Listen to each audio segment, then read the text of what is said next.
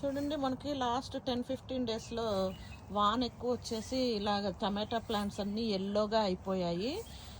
మీకు కూడా ఎవరికన్నా ఇట్లాంటి ఎక్స్పీరియన్స్ అయ్యింటే గాన దీనికోసము 10x10x10 ఆల్ పర్పస్ ఫుడ్ వాడండి.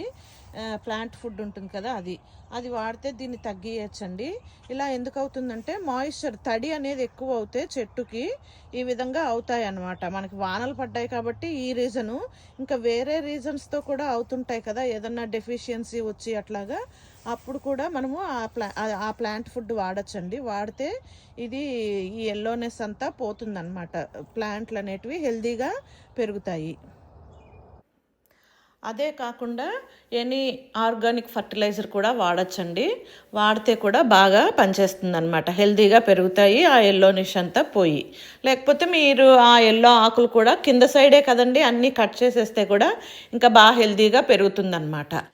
ఆర్గానిక్ ఫర్టిలైజర్ అంటే మనం యూజువల్గా చేసుకుంటాం కదండి, ఒక కంటైనర్లో వెజిటబుల్ పీల్స్ మట్టి అంతా వేసి కొన్ని రోజులు అలా వదిలేస్తే అది ఆర్గానిక్ ఫర్టిలైజర్గా టర్న్ అవుతుంది. అట్లాంటివి వేస్తే కూడా చాలా హెల్దీగా పెరుగుతాయి. ఇట్లాంటి డెఫిషియన్సీస్కి అన్నిటికీ పనిచేస్తుంది అనమాట. Okay, happy gardening.